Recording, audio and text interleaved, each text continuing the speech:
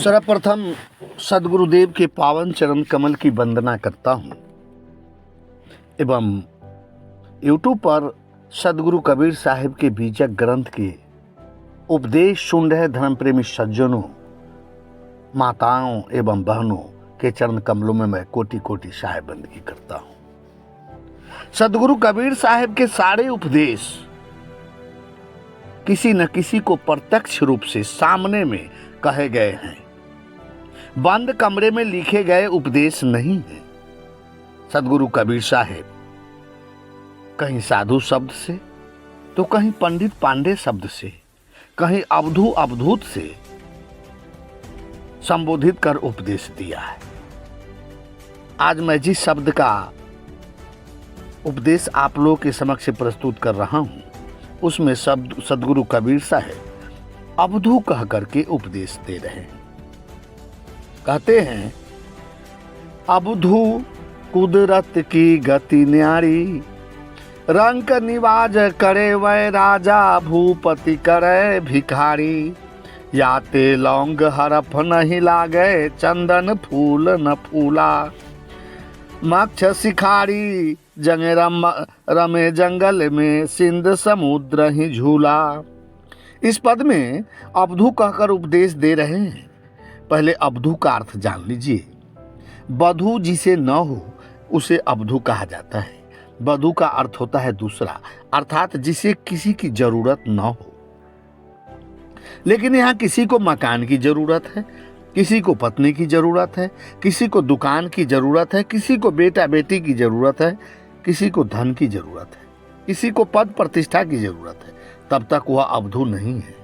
इस पद में कह रहे हैं कि अवधू कुदरत की गति न्यारी, रंग निवाज करे वै राजा, भूपति करे भिखारी। कि हे अवधू, कुदरत की गति बड़ी ही न्यारी है। वह दरिद्र को राजा तथा राजा को भिखारी बना देता है।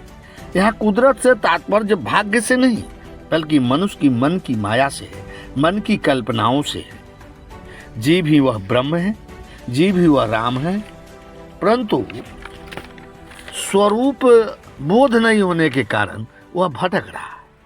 जो धर्महीन आचरणहीन वासनाओं से जकड़े हुए लोग हैं, वही दरिद्र है। वह घट भीतर ही परमात्मा को जो जान जाता है, वह अपने स्वरूप में स्थित हो जाता है, वह अध्यात्म के खजाना से मालो माल हो जाता है। परंतु जो अपने आप को धर्मात्मा, ज्ञानी, विद्वान, शास्त्रज्ञ, पंडित समझता है, वह अहंकार बनकर भिखारी बन जाता है। मनुष्य की मन की माया ही मिट्टी, पत्थर इत्यादि की पिंडी, नदियों, पेड़ों इत्यादि से भोग तथा मोक्ष का कामना करता है, और मनुष्य स्वयं श्रेष्ठ होकर निर्जीव मूर्तियों के सामने भिखारी बनकर भीख मांगता है। जो निर्जीव देवी देवताओं की मूर्ति अपने ऊपर बैठे मक्खी नहीं उड़ा सकता, वह मोक्ष कैसे प्रदान कर सकता है। इसलिए कबीर साहब कहते हैं कि याते लौंग हरफ नहीं लागे, चंदन फूल न फूला। मक्ष शिकारी रमे जंगल में, सिंह समुद्र ही झूला। जिस प्रकार लौंग में फूल नहीं लगता, उसका लौंग में फल नहीं लगता, उसका फूल ही उपयोग में आता है, ठीक उसी प्रकार जो साधक अपने घट में स्थित परम सत्ता को जान लेता है तथा उसमें स्थित रहता है, उसके हृदय रूपी लौंग में वासना रूपी फल नहीं लगता।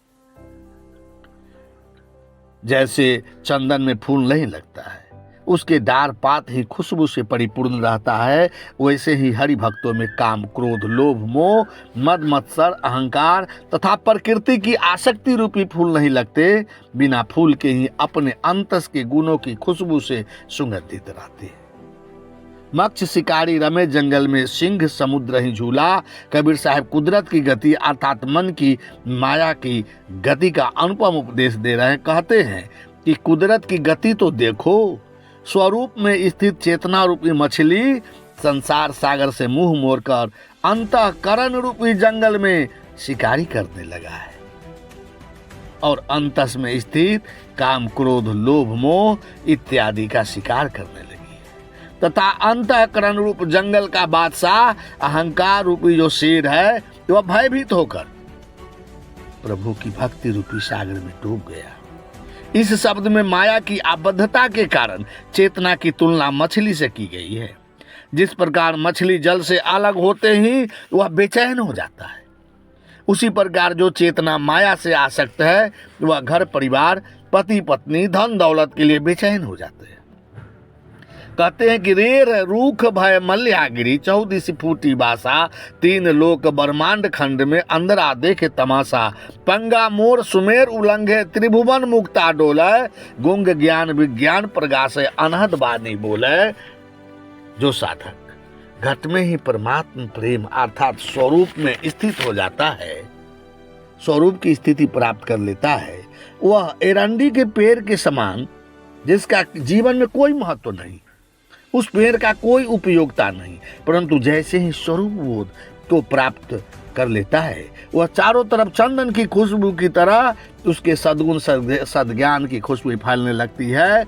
जब साधक विषय वासनाओं को त्याग कर अंतर्मुखी होता है तब तीनों लोकों अर्थात संपूर्ण ब्रह्मांड में परमात्मा के रहस्यों का तमाशा देखने लगता है।